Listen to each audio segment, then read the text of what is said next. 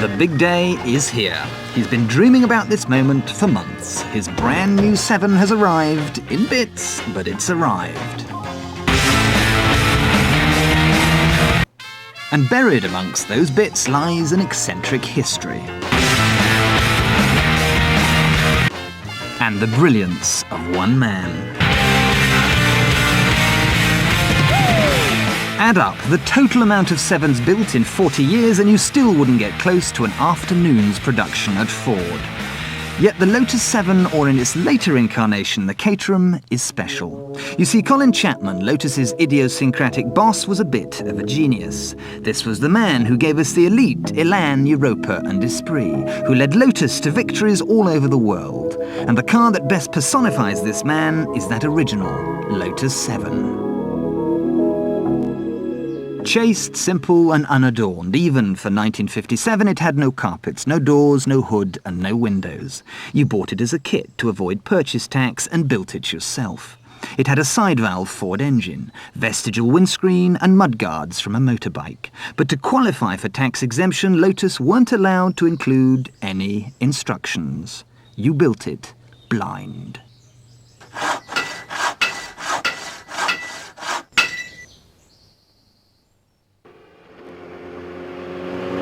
The lack of instructions was really quite mind-boggling initially, but we'd done a little preliminary research and it was clear that the way around this was to buy copies of magazines that have been published with articles by people who built Lotuses. In the Lotus 7 Owners Club magazine at the time, there was an article on how to strip down and rebuild your 7, which if you read it backwards, told you precisely how to build it.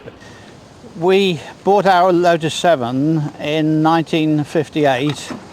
And I remember spending a very cold night till about 3 in the morning in a very drafty garage trying to get the wings to fit. And it wasn't until we took the whole lot back to Lotus, they said, oh, well, of course, we've given you all left-hand side swing stays. You've been trying to fit the right hand, and they'd never fit. On one occasion, I remember going back to the factory and going through the list with the storeman of the parts we'd actually received. I think it was on the gear change linkage.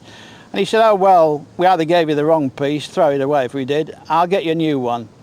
And he went off and came back with it later on in a pair of pliers. And he said, I won't drop this on your boot floor because it's red hot. And he had, in fact, just welded it up himself, although he was a storeman, in the back of the works. The putting together of a kit car over the weekend is not a skill that's shared by brain surgeons and accountants and solicitors and lawyers. So quite a few people at the factory had a nice little weekend trade going on. But this was often fraught with danger because you get a brain surgeon sitting in the hospital in London and suddenly 2 men from the Customs and Excise would come and say, we understand you assembled a car over the weekend. Could you tell us whether you put the upper widget under the lower bracket or sideways? And there'd be the man with these beautiful manicured fingernails saying, I can't remember. Only the British could create a car like the Lotus 7. A car you built at home from a kit. A car with all the weather protection of a tent in a country in which it seems like it's been raining continuously since 1962. A car for people who say tally-ho and toodle-pip, and we don't care if we get pneumonia because we're barking mad and British. Though many girls felt that I was quite mad with such an impractical car, they seemed to be quite keen to come for rides in it.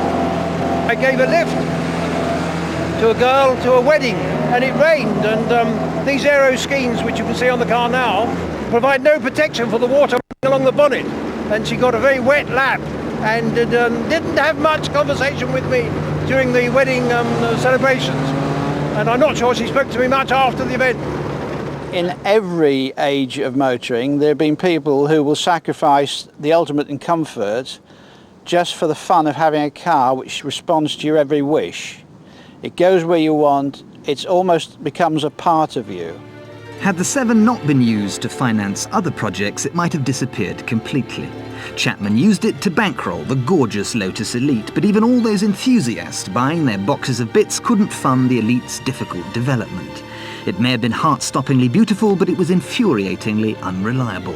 So Chapman was forced to plug on with the 7, bringing out the S2 in 1960. Fiberglass wings and parts straight off the Ford shelf meant cheaper costs and more profit for Lotus. For years, it was the 7 that kept the company running. A Lotus 7 certainly didn't feature in Colin Chapman's idea of what would reflect his image.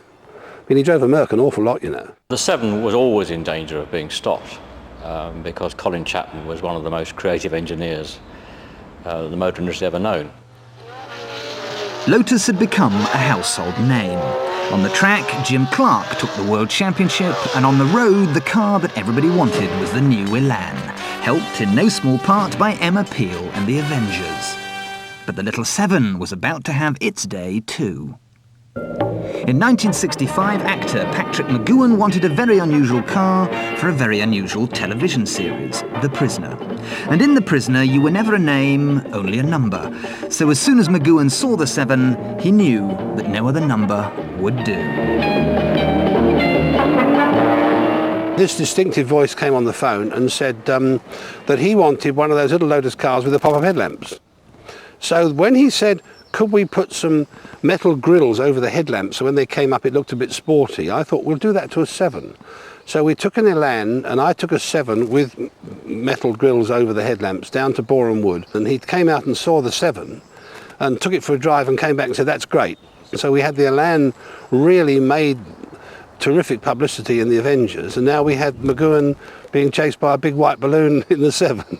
The Lotus 7 was perfect for The Prisoner. It was wild, it was wacky, it was eccentric, and like the programme, beyond most people's comprehension.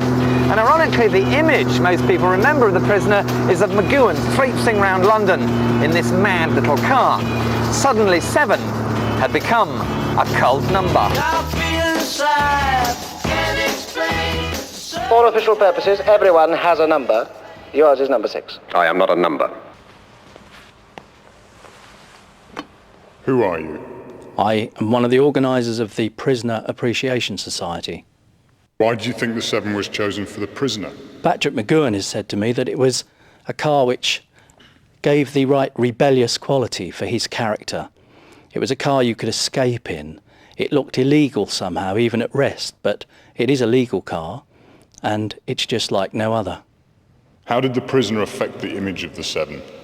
It caused it to lose the image of a real ale type drinker with flat cap, perhaps with gritted teeth, doing a hill climb in a 7, and instead put it into the spotlight at the right time in the mid-60s, when often vehicles were seen as fashion accessories, cars like Minimokes and E-Type Jaguars in London at that time.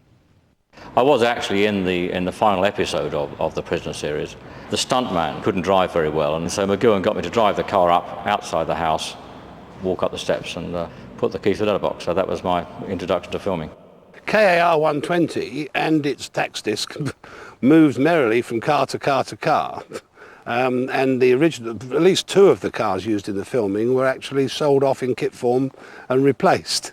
Somebody actually once we've actually sent one to film with the wrong colour nose cone on it and had to rush down with the right nose cone.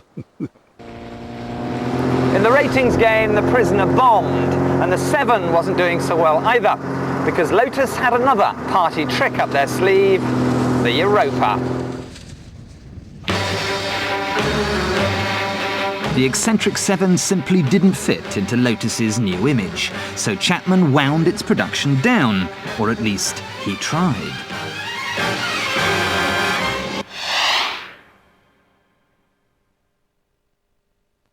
Every time we needed another order, Graham Nairn had such enormous faith in the car. If I would ring him up and say, Graham, to keep the car in production, I need an order for another 6 cars. And he'd say, well, I'll send you a cheque for 8. Or he would come up and buy 8. He kept it alive. We were going to chop it, and no way was he going to let us chop it. And he turned out to be right. Mildly updated, the 7 pressed on. By '69, it was carrying an Escort rear axle and the Elan's urgent twin-cam engine. But no one was ready for what came next. If the 7 was to survive the 70s, it needed a makeover, and that's exactly what Lotus gave it. A funky new fiberglass body, a Cortina engine, and niceties like a fuel gauge. The Series 4 was more comfortable, more refined. Well, relatively anyway. And with a new hood and sliding Perspex windows, the S4 was almost weatherproof. Aimed at MG and Triumph buyers, Lotus diehards hated the thing on sight. But what did they know? The S4 was making money.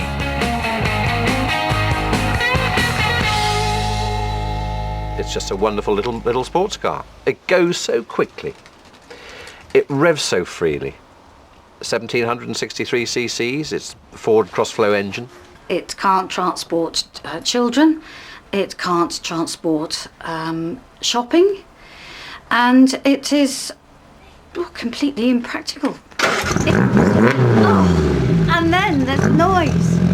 The noise that just is completely antisocial. Bearing in mind we do live in quite a built-up area in suburbia, and I just die each time it's put on. When Colin Chapman was making these cars, he seemed to be making it for very much people very much smaller than myself, and I've had to have a certain amount of widening of the seat so at least I can actually get in. Seeing Lance in his lovely Lotus is like seeing a marshmallow being pushed into a bottle top, and that I know that's a bit unkind of me, but it's just pathetic, this midlife crisis, and he gets such pleasure from it. I'm as happy as a sandboy, I really am. I mean, the yellow, possibly my complexion sort of, it clashes a bit. Does it? I don't know. The 7 was running out of chances. This was it, the end. But in the wings was Caterham Cars, waiting to pick up the pieces. All of them. In 1973, value-added tax was introduced, which covered everything, parts included. This was the point at which Colin Chapman decided, well, the 7 has got to finish. More than any other dealer, Caterham Cars had stuck with the 7. Their award came in June 1973 when Chapman handed the whole shooting match over very publicly to Graham Nairn. He came down and handed over the rights to me publicly, so to speak, and we had the press there. And there was never any doubt that Chapman had handed it over, and that was essentially what I wanted to convey more than any sort of written contract could ever. The S4 was theirs, but not for long.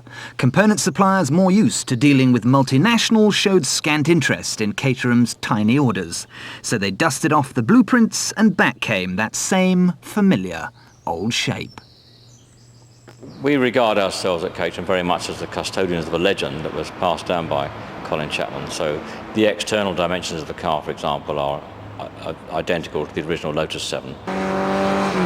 Perhaps I ought to feel about Caterhams that they're not proper Lotuses, but I think that the Caterham 7 has kept the flag of the Lotus flying most successfully, and they are extremely successful cars. Graham has remained absolutely faithful to what you might call the spirit of the 7. A lightweight car, chunky, colossal performance, and it's gone on today and it'll go on forever.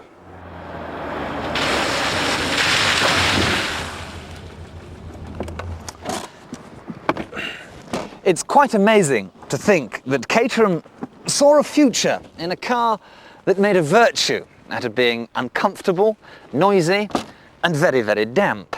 A car that looks like a slip of the designer's pencil, a car that would keep an osteopath in work for months. But then Caterham knew that British eccentricity always sells. It's enabled me to use a car like this on a daily basis, so everyday tasks which I have to manage. The delivery of the children to school, I deliver Rebecca firstly, then double back to the house to pick up Nicholas and deliver him on to his school as well. Other weekly tasks are the shopping trip. I go down to one of the local stores to use this car for the shopping as well. It gets people looking, I suppose. It looks a bit odd, it looks a bit daft, but it doesn't matter. Again, one of these small prices I have to pay. It's not, I can't do that with this car, it's how can I do that with this car? And that I think is important to me. For me, it was my midlife crisis. It was this or a 23-year-old blonde, and I thought that it would probably be less expensive in the end. Well, I had a special case made for my pink Stratocaster. So if I was doing a bit of guitar for somebody or going somewhere where I wanted to take the guitar, I can get it in. That's what sevens are all about. You know, I know a man who's got a wine cooler in a seven. Well, the funny thing about the video that we made here with the seven down there was we won 3 awards with that video. And just like the seven, it was the cheapest video we ever made. And we were just stood out the side, just paying extras who were coming out of the big advert to pop along, and they're the people who were in the video. What I like about that is the fact that it's the same sort of psychology as the seven. It was fun, and it wasn't a lot of money. And it doesn't cost a lot of money to go racing. Every weekend, the race car for the road still provides sideways fun for dozens of budding Fittipaldis. It even has its own championship. The original concept of the car, which still holds true today, is a road race car, although in the Lotus days it was very much a race car that was used on the road, and many famous drivers have started their career in a seven. For example, world champion Graham Hill, 5 times Le Mans winner Derek Bell. If Mr. Chapman was looking down upon us, I'm sure he'd think, yeah, that's what the car's for. Go out, enjoy your racing. He was very competition minded. We're doing what I think he wanted. I used to drive this very blue seven to Castlecombe, use all the petrol up in qualifying, try and gauge it so you had enough for 10 laps in the race, and drive home in it. Racing at its cheapest, which is why 90% of all seven fanciers still build their own. To actually go out in a car that you've built yourself, you race it yourself, and I've been lucky enough to win a few times, you think to yourself, I've done that, and it's a feeling that only people who've ever done it will understand. The concept of being able to build the car was really something that appealed, and having the pleasure of building it didn't take very long, a couple of days to put it together, was really part of the fun. The Seven may be an amalgam of bits of family Vauxhalls, Fords and Rovers, but unlike them, it's managed to survive for 40 years, because this is one car that really is greater than the sum of its parts.